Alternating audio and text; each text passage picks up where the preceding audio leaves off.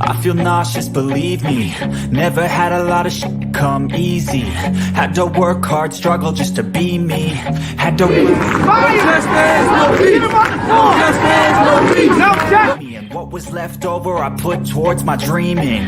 But the only thing in life that has meaning are the things you gotta work for, believe me. Take into your hands a plan, your own hands can land your own brand. And damn, I feel like no one takes accountability. They want the credibility, convincingly unwilling to put in the hours it takes to get some power. Don't be f***ing sour, take a cold shower. Scream until you're louder, work until you're prouder. And f*** all the doubters, they're just young downers. I swear to God they all let me down. I always fought. I can tell you that 7 years after Freddie Gray, that was 2015, spring, April, May. This is 2022. Communities like Sandtown, all we saw then and now in terms of investment was a renovated Western District Police Station and a new funeral home. That's what West Baltimore got. A new police station and a new funeral home. What kind of optics are they?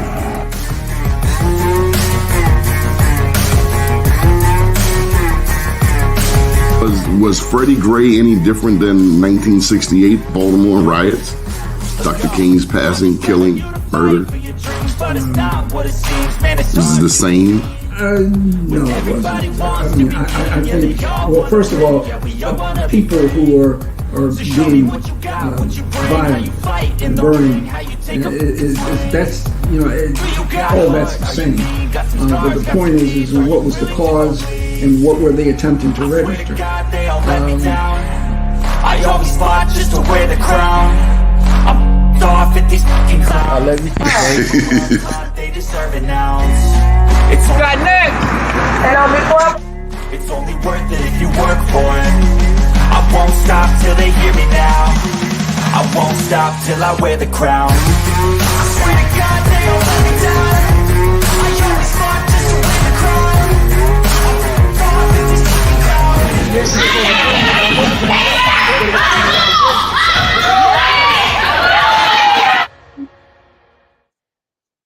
First name's Donnie, last name's Glover. In it to win it for the long haul, baby. It's Monday morning, and I bid you well. Let's get straight to the jugular. Good morning. Good morning, Mr. How you feel? I'm feeling extra well. Talking to you this morning. Yeah, you are. I saw you looking at the video. Yes. A collaboration of some great pivotal things here in Baltimore. Tell them who you are, Teresa Davis. What's this number 2 thing?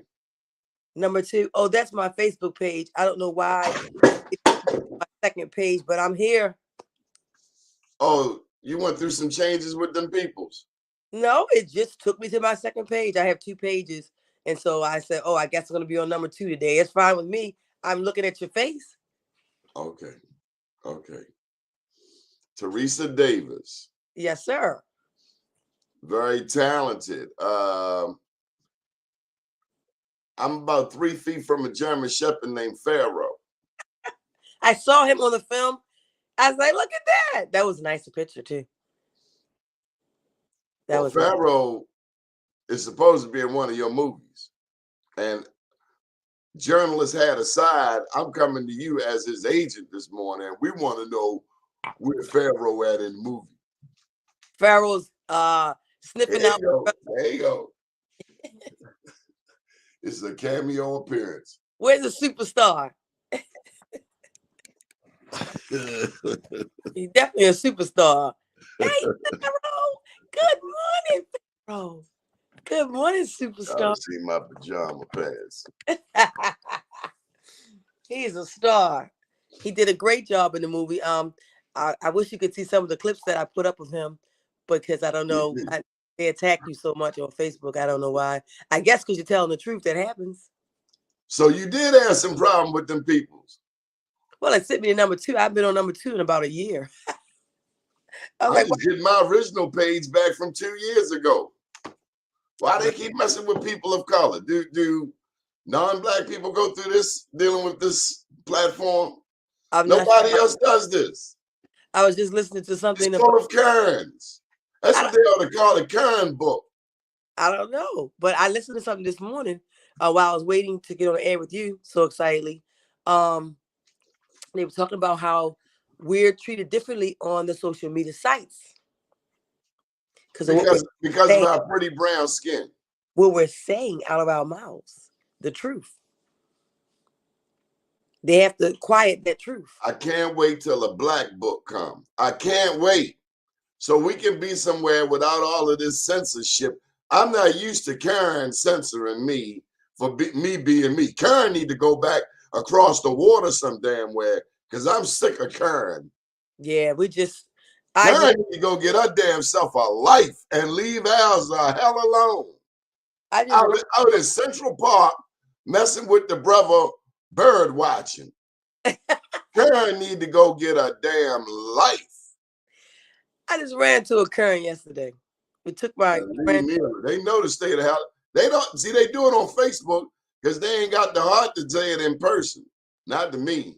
Let me tell you what happened yesterday, though. I'm a G check you, your daddy, your brother, the whole crew. And don't make me call Black Stevie, Karen. I'm sick of you. I'm telling you how real it is. We went to an open house yesterday. And I'm not saying open house. I'm not saying with school, but it was really nice. And we took my grandson. He's 13 to the open house. It was really nice and welcoming. And a lot of people of color were there, and a little mixture. And of course, the Kern came in right past the line, took her child straight in front of everybody, like, I'm next. And we're looking like, well, where's she going? And my grandson is like, what just happened? What's she doing? She just jumped everybody. No one said anything. But the people she jumped and went to talk to said, oh, you go back that way. They have to be put back in their place. You can't just do what you want, Karen. You can't. Karen need her ass whipped. It's amazing, though. You know, Karen is just like Donald. Donald never had his ass whipped. Really? Listen, I don't even want to get into them people. Listen, I want you to pull your iPhone out and show us something. Show us how to do something. I'm on my iPhone, so I won't. This lets me get on here like a computer. I'm on here talking to you on my iPhone. So I'm doing what someone has to go to a laptop to do. I'm on my iPhone. That's why a lot of people are turning to the iPhone because it's just a computer. That's all it is, and it's in your hand. And people are learning now that these phones are doing a magnificent amount of things. Like they have these contests now. Apple has contests for people who film with iPhones. It's just, even if you take a picture, you can put it in a contest because you have to hashtag, I shot it on an iPhone. Hashtag, whatever it is, a movie, short film, picture. People are turning to the phones because they're much easier and they're much simpler. And they're easy to get easy shots. I'll use it for the shots, but I don't want to watch anything extended on the phone. Oh no, you can cast it from the phone to the TV. You can push the cast and you can watch what's on your phone on your TV device. Now, how you do that? Well, you go down and the little thing says casting, and then What does casting mean? Casting means to send to, so you send it. You cast it to the TV, and once you put it on the TV, you can put your phone down and just watch it on your big TV. But your TV has to be a smart TV. So it don't have to be, and pardon my ignorance, an iTV. Well, it can't be a dated TV. It has to be up to date smart TV. And then you can watch it on there. So a lot of kids watch their movies. There's a lot of gaming on the TVs. So you can't get one of them. You can't get the TV that's sitting on top of the TV with the antennas and the aluminum foil. No, it has to be ready. That's not a smart TV. No, it's a dum-dum. How the kids walk around saying dum-dum? Not the they call people dummy. Like what's your aspect on that? Not to skip the subject, but Let's get straight to it. I want to hear yours. What does that make you feel? If you think the N-word gets us if you think the N-word is belittling, Mm-hmm. degrading. Now, I'm not talking about what we use in private conversations because we can't change the way it is. Right, right. Of course, we control our mouths. Uh-huh. But it's a thing called discretion. You're Right. not going to catch me using the N-word on this show Platform. unless I'm referencing something specifically about that. But as a go-to word, as just a regular part of normal conversation, you're not going to catch that from me. And that's probably why I can't be a stand-up comedian, because that's so loosely used Yeah. in that arena. And I don't want to be associated with that. But So when I've had to do some dummy, comedy without the N-word. Dummy is the N-word times 20. dummy, I'm like, what? What's up, dummy? I mean, because at what point Made that up. it's such a now we saw the history of the N-word. Yeah. Presumably it started with Niger in Africa, Niger, Niger. That's a country in Africa. Oh. Presumably that's where that evolved from. But dummy, how are you in a country for 450 years and of all of the words in the lexicon You come up with is dummy. as a term of endearment? But let's not stop there. When I grew up, if you called a female a B, you were going to get in a fight that day or the next day. But somebody is going to hold you accountable for calling their sister, their friend, the B word. But now, sisters calling each other, calling themselves a B. People use that as a term, David. Girls say, hey, what's up, B?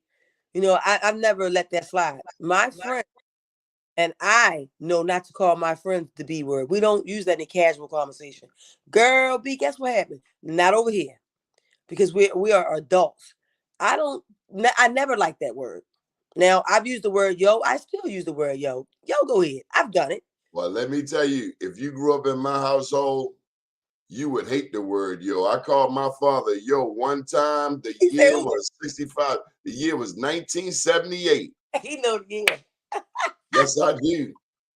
Beat me like a Hebrew slave. But really the point was, don't ever, ever, ever. No. When you think of me, this is Pop.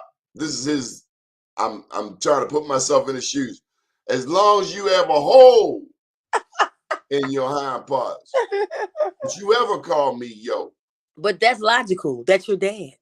Well, I don't tolerate. There are one or two people very close to me that I will let, like Catalina Bird. Mm-hmm. That's a go-to word for her with me, and I'll let that slide because she's earned it. Yeah. Don't come up and be calling me no damn yo, because in my day, yo is defined as the BITCH. Yeah, that's what one of the terms it was used for. Then it was turned to, it kind of cultivated to friend, homeboy. You know, there's different. I don't have no. If a young man, younger than me, hey yo, I'm not your damn yo. And depending on how they come off with it, hey, it could erupt worse than that. Mm. I'm not your damn yo. But I know that who you used to calling yo, but I ain't your damn yo. I get offended like my dad did. I'm sorry. You respect. Started. No, but respect. I agree with you. Respect. Kids don't walk up to me and call me yo. They say Miss Teresa. They say TD. You know, they don't call me. Yeah, but you. I'm sorry. What I think is a lot of words that are being used are determined on their relationship with you and what type of level of respect that they own for you. Like certain people say certain things to me, and they know not to say other things because of the way I treat them. See, I treat people with the utmost respect so that you know the boundaries already. And so I'm not addressed as yo and dummy.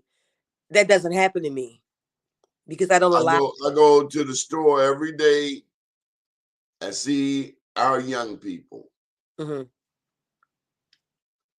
I think they expect a certain level of behavior out of me. Because if I come through that area local drunk every day, then you're not going to get the same kind of respect as if you come through there like acting like you have some sense. Acting like let me say this about our young people, particularly here in Sandtown, Upton, Pennsylvania Avenue, Druid Heights. Yeah. You give them respect, they will give you respect. Yes. You slight them, you might not make it off the block. Yeah, they do. What just happened? They respect you because you're having such a hard time with teenagers or young adults or other adults. The reason why you're having such a hard time because you're not displaying the respect initially. Because when you give the respect initially, then they have to say, "Oh, whoa, wait a minute, this person respecting me," and then they start to say, "Oh, they fall in line. Oh, I'm supposed to respect you," and you can't walk around being disrespectful, expecting something different. Now, let me tell you something else. These people who are not from the Black community, but are in the Black community, panhandling every day. I'm talking about the ones that Fox never sees. Oh, never shows. I know what you're talking about. They never show this. And that's why I want you to peep this move. So you agree with me that Fox show you one thing. Oh. All the other stuff over there, they don't see that. It's not.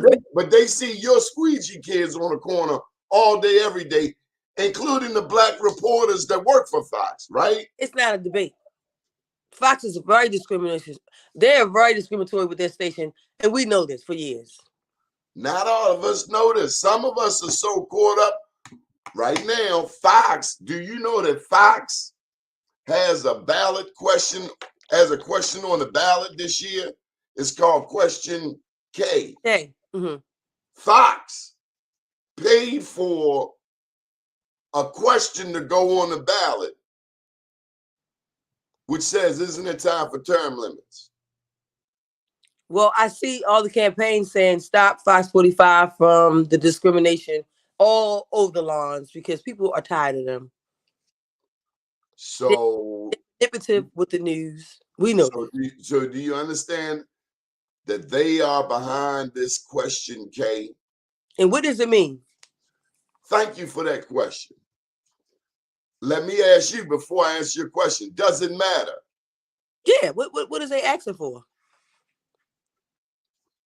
Second question. Do you think they have it in your best interest, whatever it is? No. They're right. No.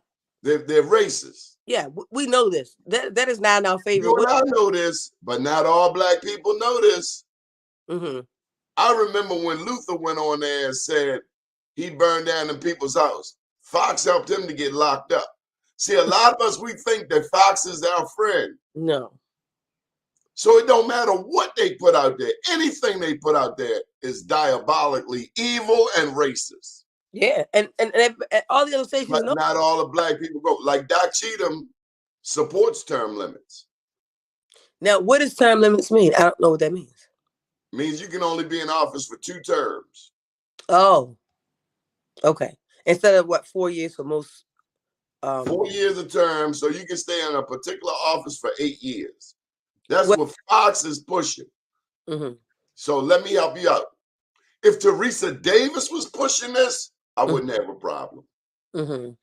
If Morgan State University was pushing this, I wouldn't have a problem. If Bethel AME Church was pushing this, I wouldn't have a problem because we know them.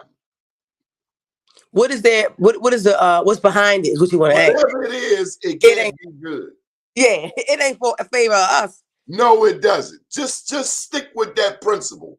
But Doc Cheatham will get on this show and say it's time for term limits. Mm-hmm. And I'm trying to tell you, a lot of this, the Black support are people who never won an election. That's why they're supporting it. They're still bitter that they never won an election. Mm-hmm. If the NAACP was supporting term limits, the real NAACP, because I ain't seen these I ain't seen these cats since they got elected. Mm-hmm. But if the traditional institutions that we love and trust were supportive of this, I'd be with it all day long. But it's not. Fox is pushing it. I'm gonna tell you, this Fox Cloud, they sell crack to our people. Don't buy it. This is a story that this happened to me. You know, I sometimes do what I see in Baltimore, just like you. We just get the news and we're telling our narrative. So one day I'm filming side by side with Fox 11 and 2. They were there where I was. I'm not gonna get into the story, but I ran to them a lot. I filmed next to them a lot, and they know me a little. Some of them know my name. I got home. I watched the segment, and I watched how Fox 45 manipulated the news. I was pissed because I was right there. I seen it for myself. I'm like, what the hell is this? This is not what's on my camera. And that is what they do. Malcolm X said the media is the most powerful entity on earth, with all due respect to the good Lord. Mm-hmm. Malcolm X said the media can make the innocent look guilty and the guilty look innocent. When you look at history books, that's why I had to write my own book, because their book got too many lies and too many holes in it. Mm-hmm. That's why I wrote my own book, to help us to know some of our history. Too many of us don't know. We got to start writing our own books. Yeah, Black Wall Street. There we go. We got to start writing our own books and telling our own stories. Like in this book, they will tell, you know. Fantastic read, by the way. They try to tell us about the Tulsa. Fantastic read, Mr. Donnie. They say that, bless your heart, they say that Black people on the Trail of Tears were slaves. Mm-hmm. I clearly show you that 200 families on the Trail of Tears were very free. They were so free and they were strapped. They were so free and strapped that they asked them to leave Florida.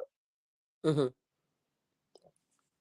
I've heard stories about a lot of slaves who didn't want to be free. And I've never read about a slave that did. That's mental illness. That can't be a human being. Some people don't. Some people, that's logical for us, but some people don't want to have to try. That it's happening in modern day times. You don't want to try. You don't want to work. You don't want to push yourself. Oh, you talking about the people standing on the corners for 12, 13 hours? You want to be enslaved. I mean, what else would it be? You don't want to push. You don't want to learn anything. You don't want to You don't want to do a higher education. You want to be told what to do. When you want to be sheep. Is that not wanting to still be enslaved? Since you put it that way, I would have to 100% agree. I can't stand on the corner. I don't have time to stand on the corner. I got too many things I want to build. My legs ain't gonna stand that long on the corner. Well, my child's gonna see me. My grandchildren gonna see me standing on the corner. I mean, with all due respect, people taking their kids to the corner these days, using them as a ploy. Like, hey, my son and my daughter's hungry. They even taking dogs. Did you ever see that? Why do you have this dog out here stranded with you? Let that dog go to SPCA somewhere. The dog is the gimmick. You're going to feel sorry for a dog. I know how much you love your dog. You're going to feel sorry for that dog. Here, sir. Oh, not me. I'm going to call the police on this rotten, supposedly dog owner. Yeah. There was a couple going up and down North Avenue right around Park. All the time you see they are homeless and they got the dog. And it's like, that dog don't deserve to be with you two idiots. What's good? Because they giving the dog fleas. I don't think that's cool at all. That's what I'm saying. This is what take the dog, get the dog a bath, and get them away from them flea-ridden people who take the very money you give them at North and Mount Royal and go straight to the dope man up on Pennsylvania Avenue. Because Pennsylvania Avenue is probably the quickest place to get dope when you're coming from North and Mount Royal. And the dogs may get some scraps.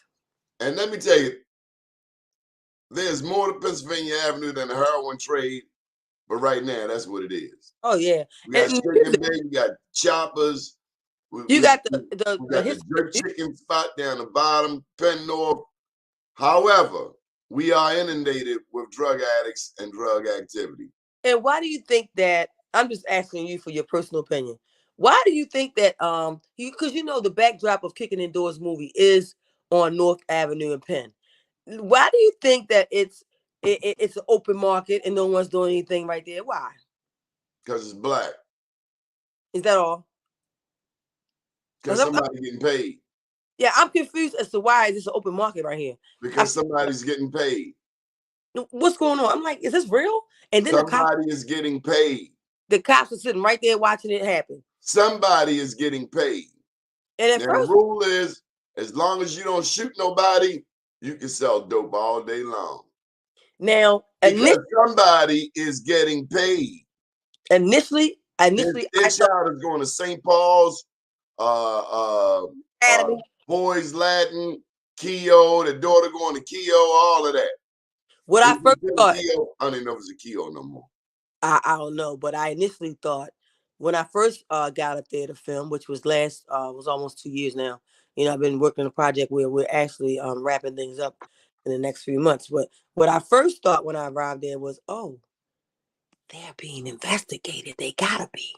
All these cops out here, and they just selling drugs like this. The police is it seemed like the police serve as maybe the armored truck driver, so they help get the money to a safe location. That was 2 years ago. Nothing. You can't sell all that dope and nobody see it. Nothing's happening. You cannot sell all that dope and nobody getting a piece of it. This is crazy. That's called selling dope. Open air market, and it's basically what Rest of the Soul Michael K. Williams was talking about, you know, and he goes around the world and look at open air markets, and I'm like, oh, he was here in Baltimore because then I had a chance to meet him, and we did some just hanging out, and he was talking about who was this, Teresa? Michael B. Jordan. Michael K. Williams, Omar from The Wire, and he was talking about the open air market, and that's what we have here. It's like he goes around.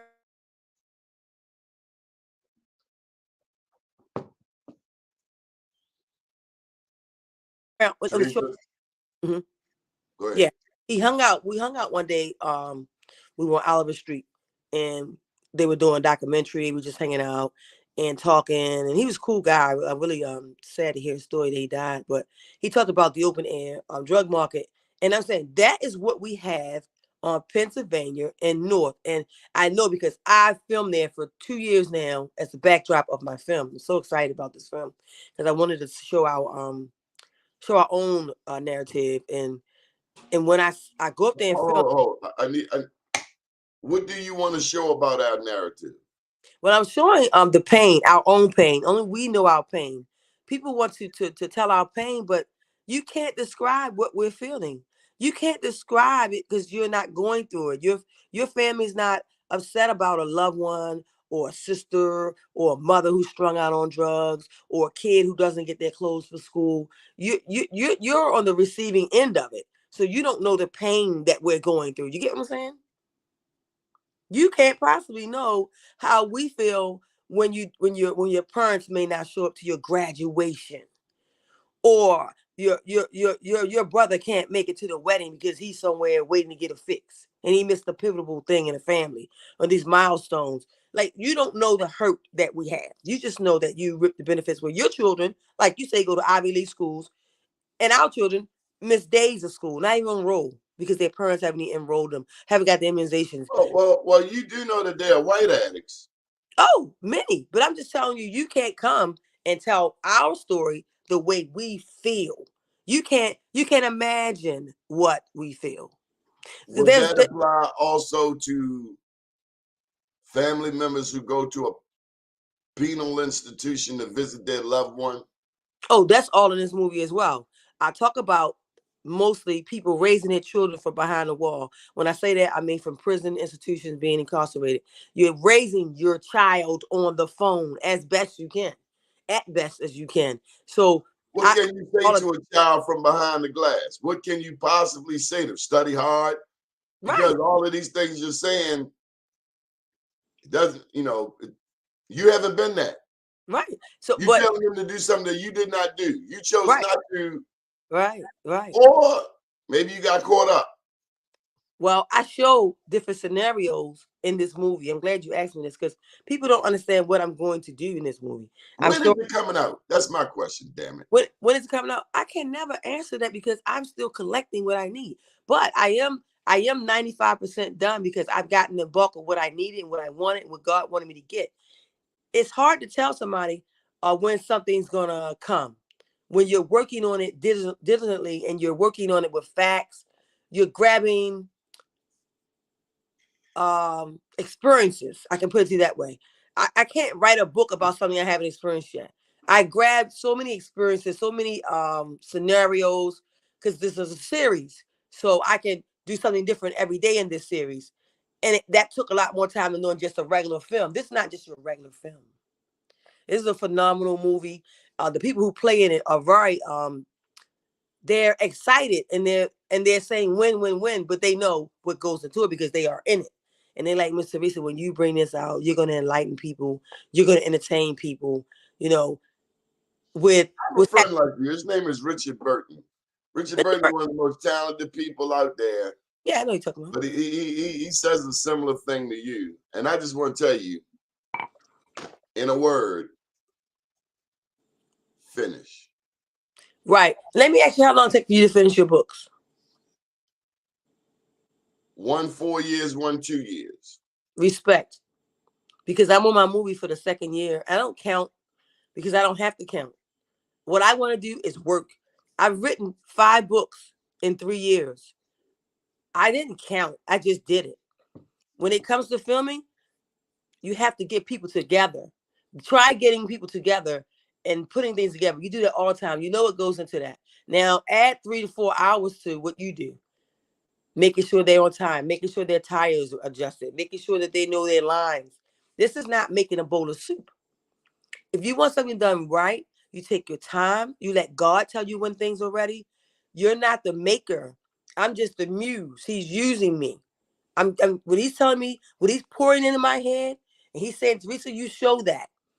When you showed me that reel today, that was a culmination of things that you've done over the years.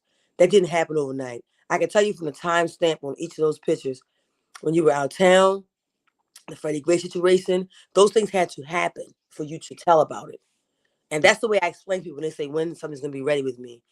And I don't rush people. I don't rush because it's my time. It's my time. I take my time, and it's my course. So you ran your course when you took those years to write that book, and I'm running my course to take my years to put together this compilation of what's happening in our city.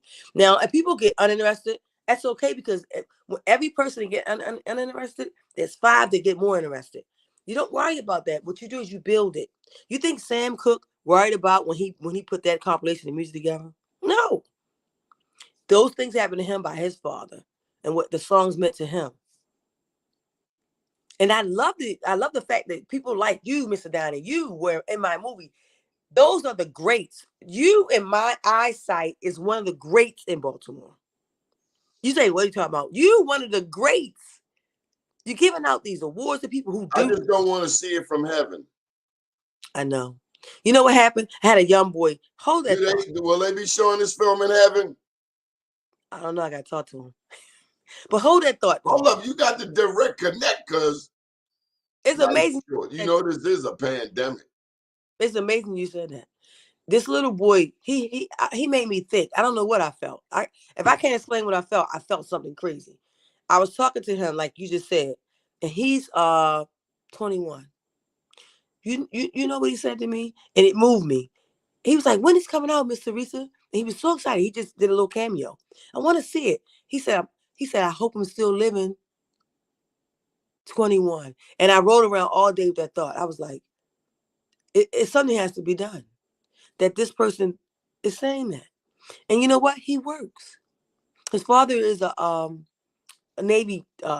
He's come from good stock. He works. What would make him say that? Baltimore. Struck me like lightning. That's Baltimore. It's real. Yeah, we want to see it because we don't know what might happen. It's a war zone. What else going on, Teresa? And I'm doing my best to facilitate, to get it done. I'm almost done. I hate to say it. When I say it, I don't like to say it to certain people. They be like, what you mean? Yeah, because we heard that before. Who's in it? Who's in it? Oh God, there's a list. People like you, Oh, you said with, that. with Pharaoh, your dog. We got We said that. Mayor Jack Young. We have the former Jack Young? yes. What is he playing? He's playing the mayor of this movie in Baltimore. He's your Is boss in that the the role you wanted them to play? Yes, that's the role I called him for. He accepted. And he's playing my boss. He kicks my butt every time in the movie, but yeah.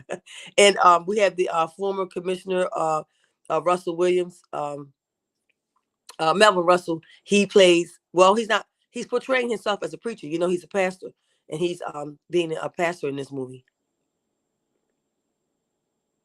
Yeah, he's a pastor. He's an ordained pastor, and that's what he's doing now. He's retired as, you know, he's no longer servicing like that. He's now a pastor. So I asked him to be himself and give a message throughout this movie that we need to hear. So I had to get some great people, and that takes time. You know, using their time. Okay, we've been down this road. You ain't got to say that no more. But so who else is in the movie? That's what you were describing. You ain't said your main man yet. My Mr. Gregory Branch. Oh Lord, Mr. Gregory Branch. He is my partner in the movie. He busts my balls if I had any. He busts them. He is terrible to work with. We be arguing. Oh my God. Oh no, the honeymoon is over. Yeah, he terrible with me. So Aries. Uh-oh. Yeah. Oh boom, boy. Boom, boom, you know. And he's playing a great role. He is. He's honeymoon is over. He busts me. He every time I turn around with arguing, and you gotta see our chemistry. And at first it was kind of weird because I got mad respect for Mr. Greg, and I kind of he is no longer an actor. He is now a film what they call it, a key grip, the grip key. Oh no, he don't do any mic grips, none of that. He's actually a producer. No, he's a great actor. He has filmed a couple angles for me. I was trying to teach him. He learns well. So, but he's definitely a great actor. He honed on into his character in this movie. You're gonna love what he's doing in this movie. You're gonna look at him differently. But I had a hard time the first couple of scenes that I had written out. I had to really cuss at him and stuff. You know, I have a lot of respect as I do for you. And so you ain't had to cuss at me. No, I had to cuss at you. I didn't. Nope. Damn, y'all ain't got that jiggy. Woo. Yeah, I have to cuss at him. Damn. But I go in on him though. Damn, don't do that to me. I ain't that. My skin ain't that thick. Afterwards, we laughed, but I was like, it got a physical. You just gotta watch this movie, so you're gonna be able to see it though. Then there's also we have some great rappers from Baltimore who are very talented. I don't want to overlook their talent. We have Trill GC, very awesome young rapper who's turned actor. We have Turk P Diddy from the Creek Boys. That's a group from the Creek Boys who got signed. He plays in the movie. He's a young boy from Baltimore. Yes. The Creek Boys. What are the Creek Boys? Where did they get that name? What Creek? Creek Boys. They are a different type of rappers. They sing a lot and they rap throughout their music. They're very different. Where are they from? East Baltimore, West Baltimore? I think one is Northeast and one is the county. They're not like they're not hood like that. They're a diverse group of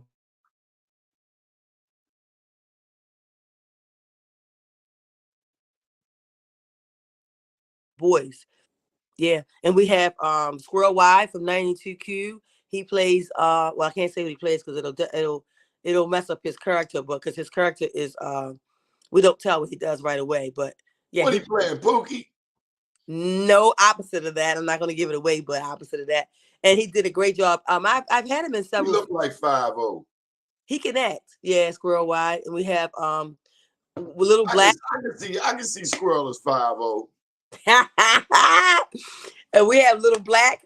He is not 5'0". We have Little Black in the movie. Black ain't playing no 5'0". Black ain't playing nobody's cop. He's right. He's to work with. He asked me what I want him to do. He said okay. So, but it's not 5'0", but yeah. And he ain't playing no 5'0". Just like I ain't playing no freaky lawyer. Oh yeah, we're gonna talk about that. You ain't nothing to talk about. I wasn't doing it. I know that's right. Thank God it wasn't you asking me. I respect a lot of people for who they are and what they do too, because that's important. I ain't playing no freak. You know, Terrence. What's Terrence's name? Terrence. Who's The Terrence? famous actor with the cat eyes. Shoot. I know you're talking about. Played on Empire. Terrence Howard. See, I don't watch Empire, but I watched him on Law and Order Los Angeles. Mm-hmm. Have you ever seen him in Law and Order Los Angeles? I love Law and Order, but I haven't seen one. They got a Law and Order Los Angeles. Mm-hmm. I'll catch it on streaming, and he plays the assistant district attorney. And he does it with class, dignity, He's a good actor. respect. Mm-hmm. He plays the hell out of that role. And what's unique, and people may miss this, rarely do you get a black man on television calling the shots, being unapologetically himself, being unapologetically black to whatever degree. But I was proud of the role. Now, see, it takes an actor like a Denzel. Denzel not gonna play any old role in a movie. He's very strategic, yes. So just because you want to be an actor don't mean you got to go out there and play Pookie or a male prostitute or something derogatory. As an actor, you do have say over the role you play or don't play. Oh, yeah. So big ups to Terrence for playing a role that we can respect, because quite often black men on television got to be smiling, a dress, tap dancing, wearing a dress, all of this type of bull crap. Yeah, I don't do that to my actors. Like, there's certain characters I go get that already. And a lot of us don't know. That's why when Dave Chappelle say he ain't wearing no damn dress, and then the Karens of the world and the Peters of the world caught an attitude, we don't really care about your attitude. So we really sick of you asking our strong black men to keep on putting the dress on. Seriously, there's some of us that really want to hurt you. Mm-hmm. There's another project that I'm working on simultaneously with what I'm doing. Did you catch what I'm saying, Teresa? Mm-hmm. Let me share this with you. You ever heard of the film called The Birth of a Nation by D.W. Griffith? Yes. This is a very important point that I need to make. D.W. Griffith's The Birth of a Nation was the Bible of stereotypes for black people. Mm-hmm. Not going to have strong black men and strong black women as we see in this show today. In industry. No, they're going to have black people playing all kinds of compromising positions. And the problem with that is what I said to you earlier. Mm-hmm. Malcolm X said the media is the most powerful entity on earth. Not only can it make the innocent look guilty, it can make the guilty look innocent. So when mainstream media, Hollywood, the Baltimore Sun, the Baltimore Banner, all of these mainstream outlets want to tell your story, that's why we need Kicking Indoors to be out now, because we are already countering so many lies and misperceptions that further paint us as criminals and paints Karen as some child of God. Mm-hmm. We also don't even know God. We also speak about the drug use. I want to show you the NAs. I'm going to take you inside the NA meetings. I want to show you how the families are affected. I just want to show certain things that people overlook with what's happening with our city. I want to get your opinion on this. We're working on a new project too. My friend, his name is Ray Luger of Baltimore. He's a producer, music producer. He's also a filmmaker. It's his first film, and we've been talking about it since 10 years ago. He wrote it 10 years ago. And finally, he's gotten all the stuff he needs to do the movie. He's gotten all the props and everything he needs. It's a lot of money that goes into it if you don't have a budget like I don't. And he has everything he needs now. We've started. Of course you have a budget. Well, I don't have someone who gave me a bucket of money. So I'm working on a shoestring budget is what it's called. And that's your own budget. So I'm working on a shoestring budget. I heard you mention God. God is a God of abundance. Oh, yeah. So God gave me what I need. But what we call it in the industry. They tend to be the better movies anyway. They put all of this money in the movies. And if we're not watching the message, like in Wakanda, was the black man the hero of Wakanda? Well, which one was it? He died? I thought the white guy was the hero at the end of the day. No. wasn't it Who saved the whole Black Panther? Who saved it? Who's the hero? See, we got to peep out who they try to tell us is the hero in a movie. Because if black people ain't make it, then the hero typically ain't black. That's why I like that movie with the Bass Reeves in it. You see that man on playing Bass Reeves, the cowboy, the Lone Ranger? No. Yeah. It's a movie out about Bass Reeves. Mm-hmm. Let me get you the name of it. Okay. And people don't know that Bass Reeves was the Lone Ranger. Mm-hmm. We got to tell it. First, we got to know the history to tell it. But anything them pilgrims do, you better watch it. Mm-hmm. So I'm working with Ray Luger, and we're doing a movie called Affiliated. It's about gangs, and what we're doing is causing awareness, but we're doing it in modern daytime. So we're going to show you the era is back in I think it's maybe 1999, somewhere like that.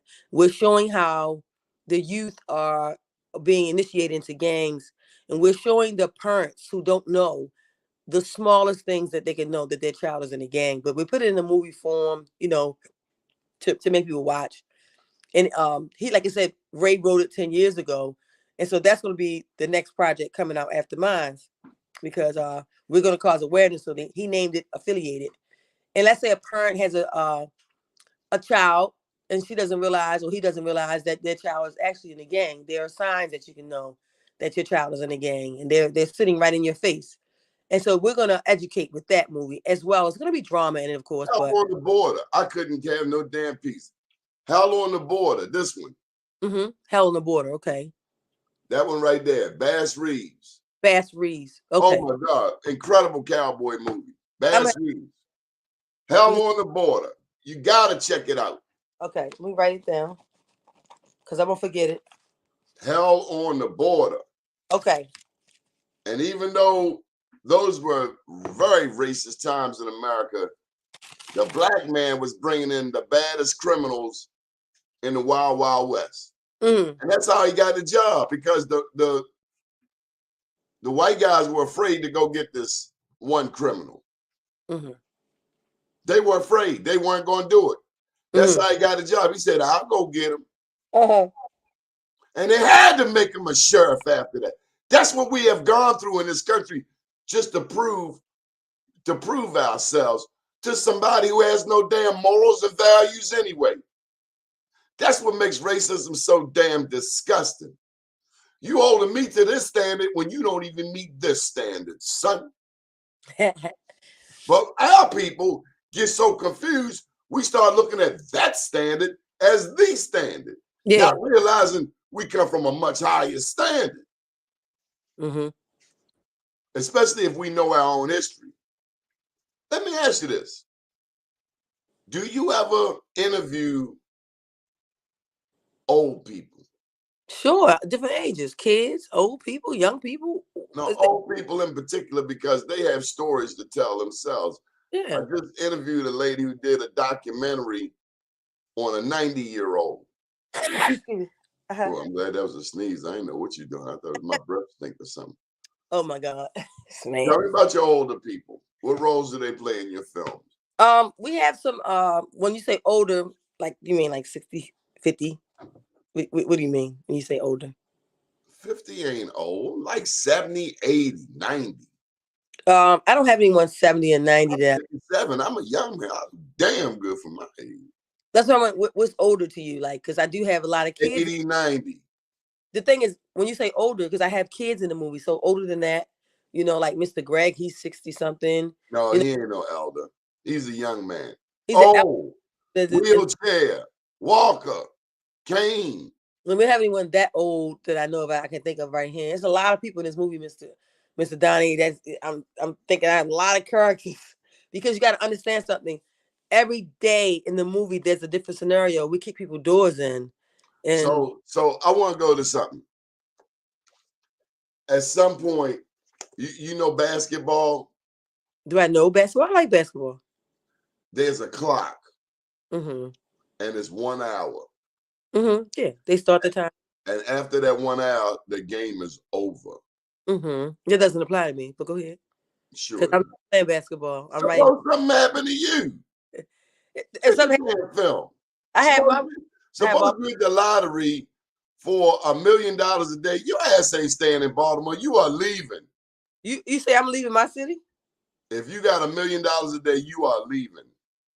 I don't know how you get damn well. You be too busy shopping. Stop playing, girl. Go ahead. Look at that look on her face. Is that what that's not your idea of Teresa Davis? You've been around me way too long. If let me get $1 million a day. You think I'm gonna stay in Baltimore? I'll visit Baltimore. I'll be on a plane. The first thing you should have said was, I know you're going to do something for your community, Teresa Davis.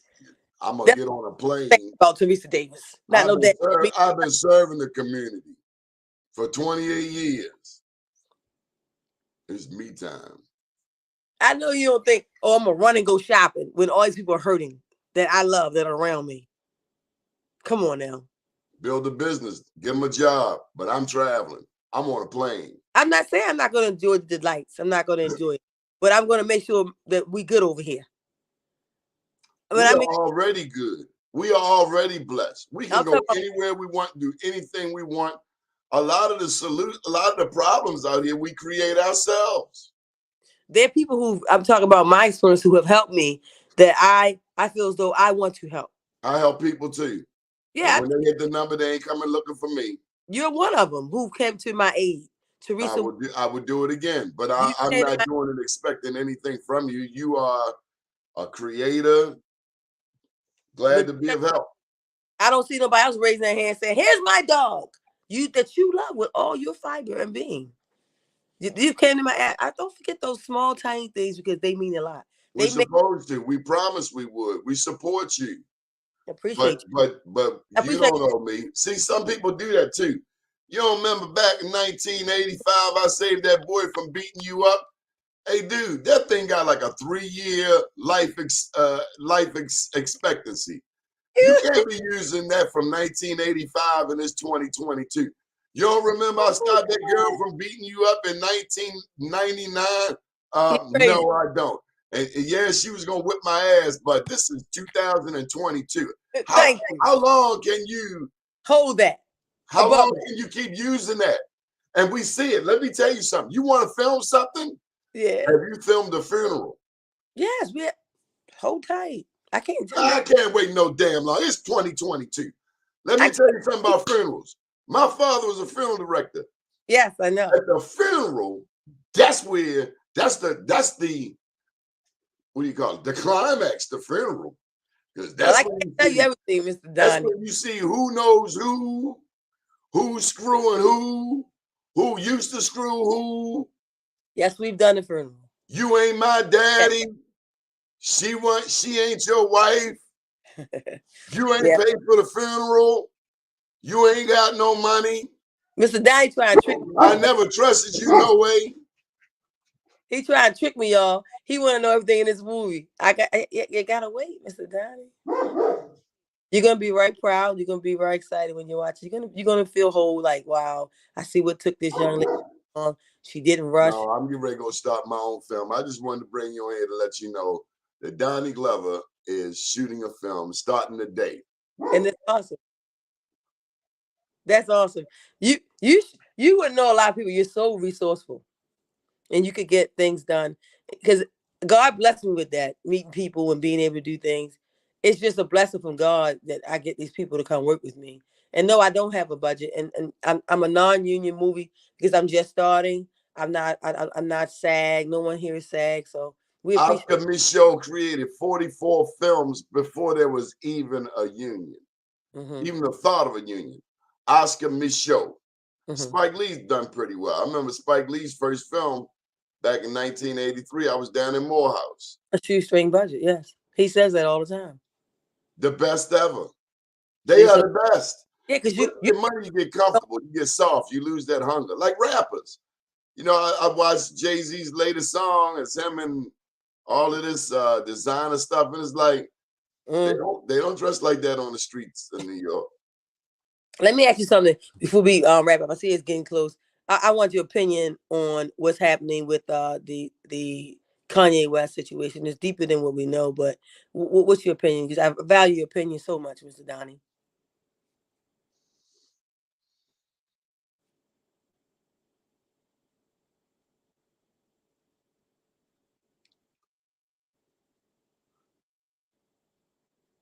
I've never seen you If I speak. got $1 billion Mm-hmm. and you got $1 billion Mm-hmm. and our friend over there got $1 billion, if the three of us got $1 billion, are you telling me that we cannot create our own record distribution? Right. I don't understand putting so much emphasis on what somebody else is doing with their money. What are we doing with our money? Mm-hmm. And you have your own brand. And putting emphasis on what somebody else is doing, you know damn well they don't like you. Right. It's not like they come to your family for Thanksgiving, for Christmas. It's not like they family. Yeah. They You don't. making money with them people. It's like prostitutes and pimps. You make money with these people, but you're not taking them home to meet your mama. No. So why have you let them get that close to your life and your business? And why is it so hard for individuals who have? I ain't finished. Oh, I apologize. The most important thing an elder said to me is, if you don't like the way somebody treating you, stop spending money with them. Yep. It's like a woman staying with an abusive dude who's a hoe. You staying with him, you know what he's about. Don't come complaining to me. Mm. Now, if you say, hey, I'm trying to get away from this person, that's a different story. Mm-hmm. But you signed up for that. Mm-hmm. Mm-hmm. And one last thing again. May our young people, may our young artists redefine printing these contracts, which often have, and I'm talking about life insurance contracts, which often have a death clause that benefits these very same people. So get yourself a damn lawyer, because we on TV, we all, everybody slick, you know what I'm saying? Yeah, I mean, everybody want a commercial. Everybody hard, you know what I'm saying? Yeah, I mean, what I'm saying? And dumb as a bag of rocks. Go sit your ass down and get a damn GED. Let's get back to basics. Let's own what we do have. I got a question for you. You got all this money. You done got $1 million. Don't worry about that damn clock. This is my clock. You done got $1 million people strung out. Mm. Then why don't you get 2 million people clean? Mm-hmm. Why don't you rap about that, Slim? Right. It's too hard. Right. Programming. DMX had more compassion than most. Programming. DMX had the most compassion of these so-called hard dudes. You know what I mean? Okay, all right, go ahead. Programming. They program you to pollute our cities with the drugs. They program you to program our kids to drink lean, the opiate use. So when you do this, when you sign up, you do this, aren't you selling your soul? Damn right, you're selling your soul. Aren't you selling your soul? You would say anything so that you can be in a video with some lady with some fake boobs and a fake butt, so you can go shopping, and you totally missed the whole damn point of Martin Luther King, Malcolm X, Rosa Parks, Marcus Garvey, Harriet Tubman. You have no idea of where you fit into the big scheme of things. God has blessed you with a platform that your ancestors couldn't beg for, but you got it, and your dumbass putting out a song called Church Girl. I'm out of here. You know that song? No. Have you heard that song? No. Beyonce got a song called Church Girl. Oh, I don't listen to her. I don't listen to Beyonce. Damn idiot. She does not use her influence. God has blessed you with a platform, and you go and cast it among swine. Because you want to be the flies.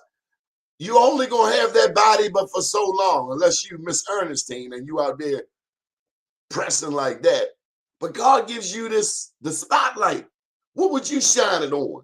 Right. What do you use? What you gonna shine it on? So many young women listen to everything she says, and she does not take that opportunity to uplift these women and make them somebody special in their own mind. She has that.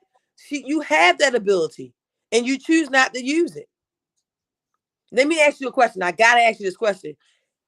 Why is it that people like Kanye, who has built a huge brand, I don't want to harp on Kanye. This is not about Kanye. It's about what's happening to our city and our people.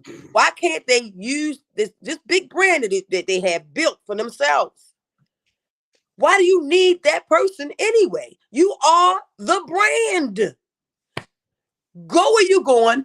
Cast out those people who don't like you, don't mean you any good, and take your brand and continue to flourish. Why do you think it's hard for them people to do that?